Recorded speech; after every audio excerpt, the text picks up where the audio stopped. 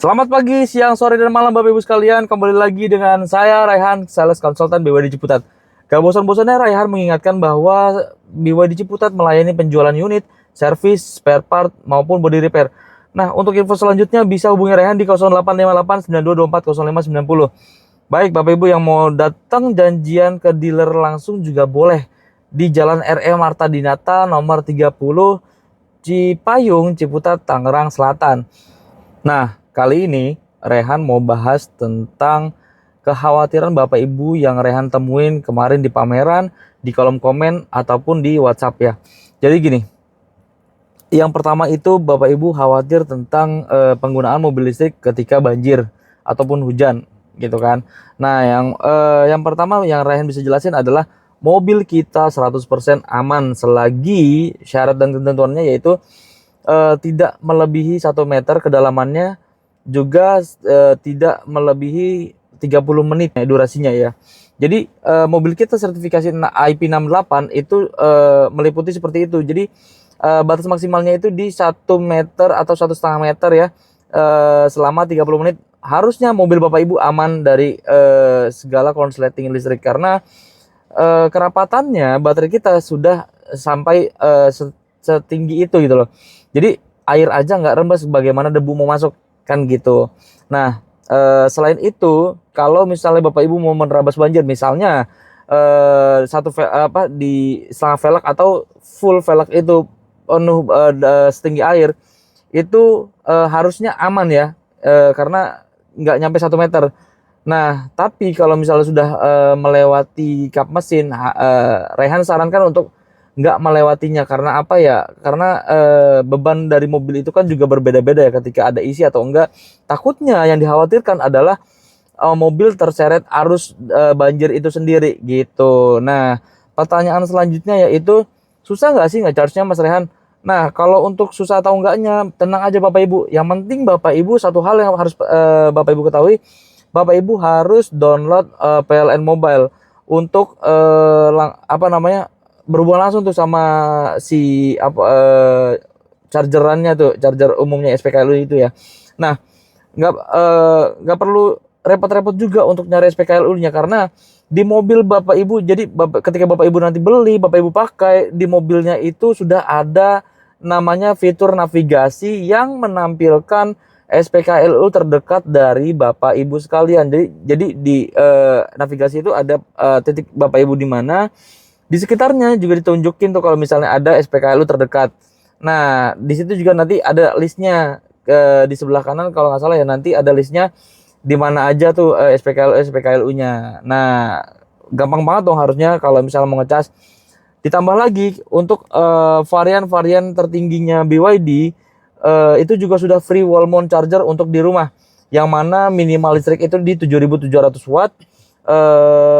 Disarankan untuk bikin sendiri ya MCB-nya, jadi nggak tercampur sama rumah. Karena apa ya, kalau dari sisi Rehan sendiri itu biar kita bisa ngontrol nih, kira-kira sebulan itu kita habis berapa ratus ribu untuk ngecas mobil listrik aja.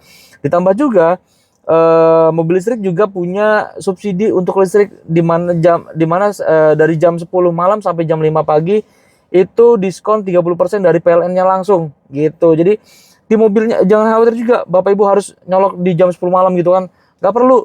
Mobil ini di seluruh mobil BYD itu udah ada schedule chargingnya. Jadi penjadwalan ngecasnya itu udah ada. Misalnya Bapak Ibu atur waktu dari jam 10 malam sampai jam 5 pagi atau sampai 100%.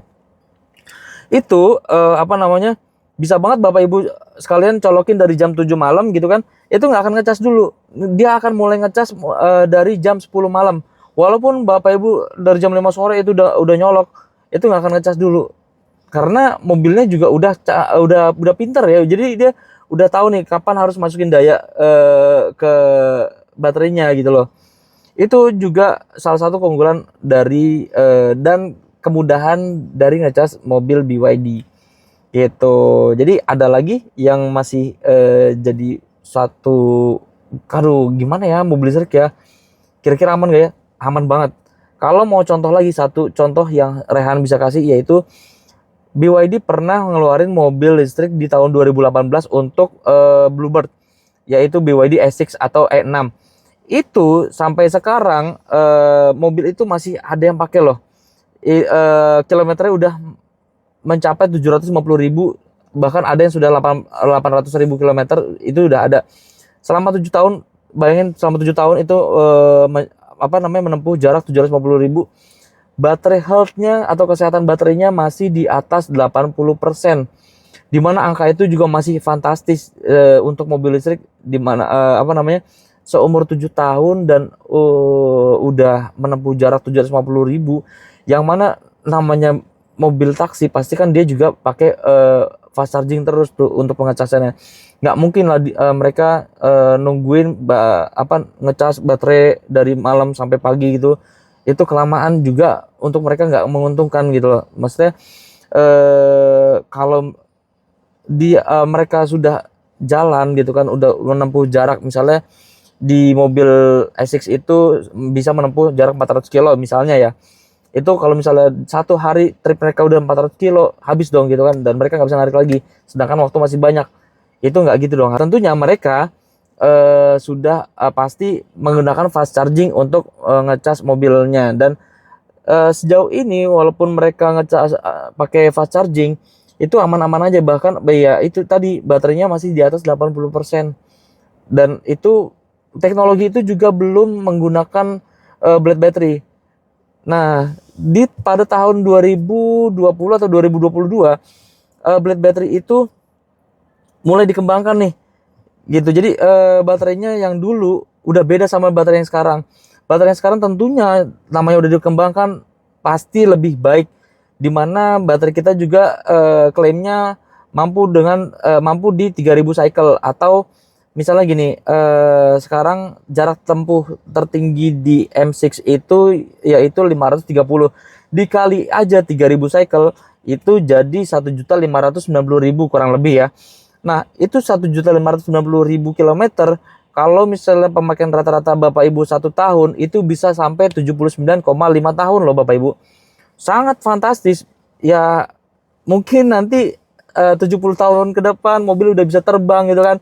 Mana tahu gitu kan. Itu mobil BYD masih bisa digunakan Bapak Ibu. Gimana? Nggak keren gitu loh. Jadi harusnya ketika Bapak Ibu memakai mobil ini, gak perlu worry lagi gitu. Di video sebelumnya juga Raihan sudah pernah jelaskan bahwa baterai kita juga udah kuat banget ketika ada nail penetration test atau ditusuk jarum ya. Baterai kita nggak menunjukkan reaksi apa-apa, atau misalnya ada asap pun ya itu asapnya juga dikit gitu loh.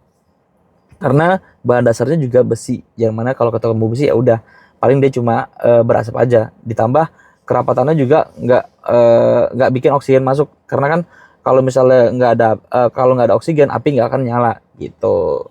Nah baik, mungkin kira-kira sekian aja penjelasan dari Raihan. Kalau misalnya masih khawatir atau masih ragu, mendingan Bapak Ibu test drive langsung, cobain langsung mobilnya. Janjian sama Raihan nih di 085892240590. Bisa juga langsung tulis kolom komen kalau misalnya kita mau janjian di mana. Enak kan langsung di call aja, atau WhatsApp juga bisa gitu kan. Atau bisa langsung juga datang ke dealer Raihan di Jalan RE Marta Dinata nomor 30, Cipayung, Ciputat, Tangerang Selatan. Baik, itu aja. Terima kasih. Mohon maaf atas kurangnya. Sehat selalu Bapak Ibu. Semoga diberkati selalu. Salam BYD number one. Ciao.